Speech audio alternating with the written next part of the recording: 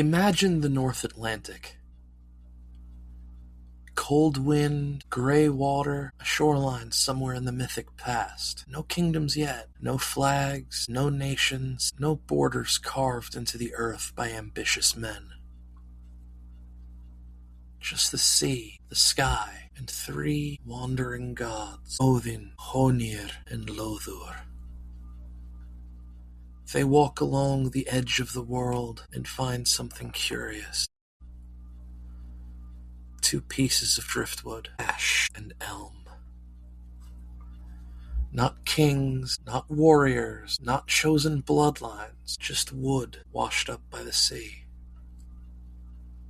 And from those 2 pieces of driftwood, the gods make humanity.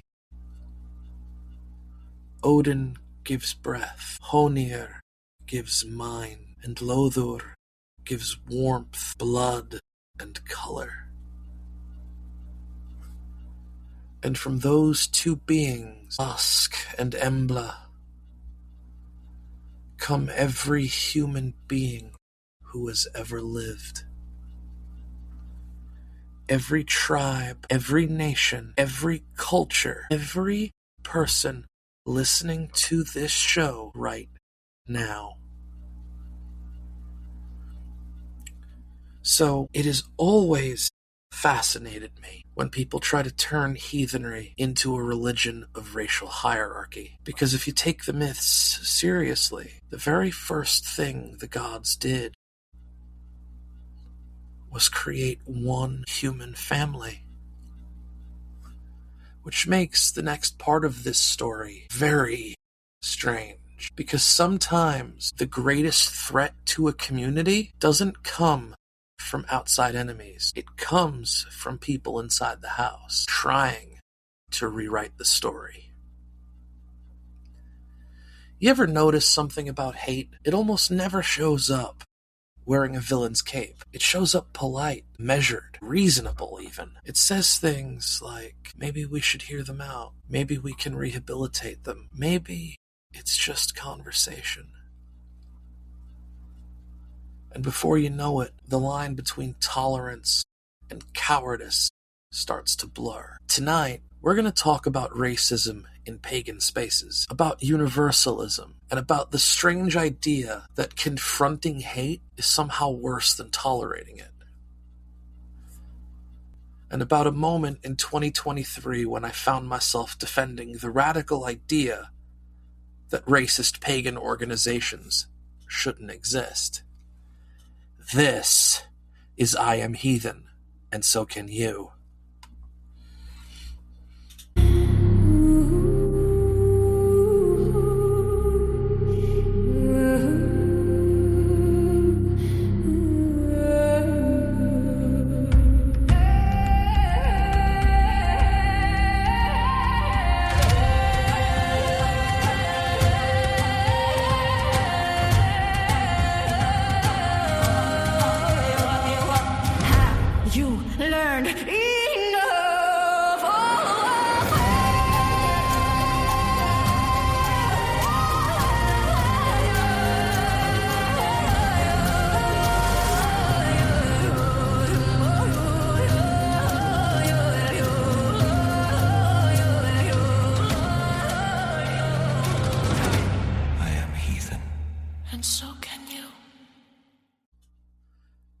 Back in 2023, I said something publicly that got a lot of attention.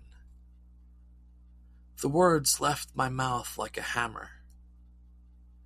The Asatru Folk Assembly does not have a right to exist. They are an organization that should be ripped out root and stem. No respect for racists, no frith for fascists. At the time, I was head first into building a social media community around heathenry. I was loud, idealistic, protective. And one day, I discovered something interesting. Matthew Flavel, Alsheriar Gothi of the AFA, recruiting on TikTok. So I did what any loud New Yorker with Wi-Fi and a moral compass would do. I blasted it out to my community. The response? Overwhelmingly positive. Until one person told me something strange. They told me that my rhetoric was disgusting and that I deserved to be called out. And that is how I found myself dragged into a live stream. The argument I encountered that night went something like this. We should always reach out to racists. We should always try to rehabilitate them. We should have conversations. And by saying a legally recognized hate group shouldn't exist, I was somehow the extremist. Not the racists, not the recruiters, the extremist. Was the guy saying maybe we shouldn't tolerate that. At one point, someone even suggested that my being ethnically Jewish explained why I was wrong.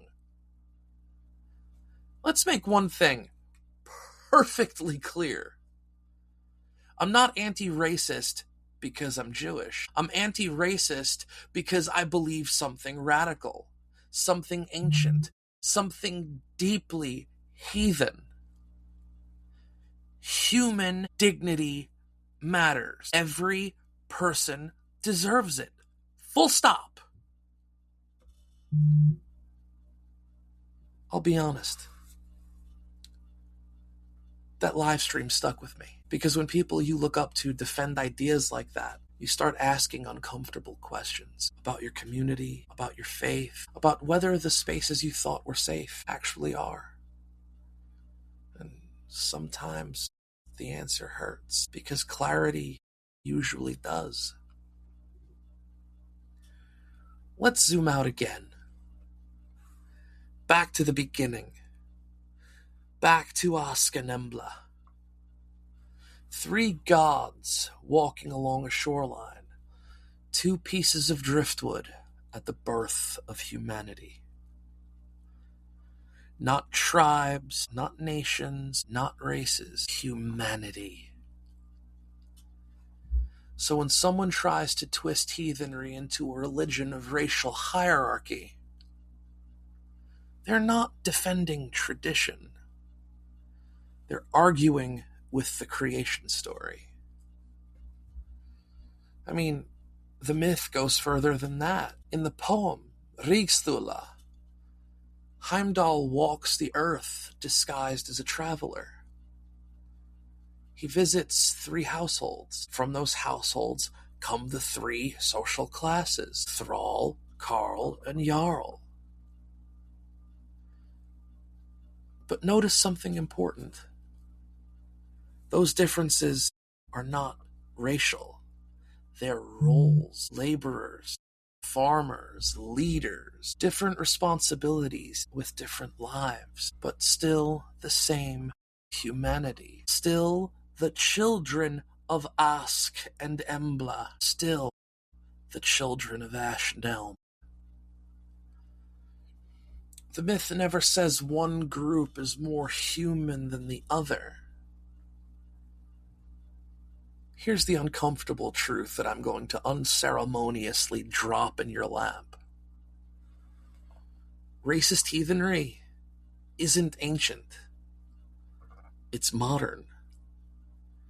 It emerged in the 19th and 20th centuries, during the rise of European nationalism, during the birth of folkish ideology.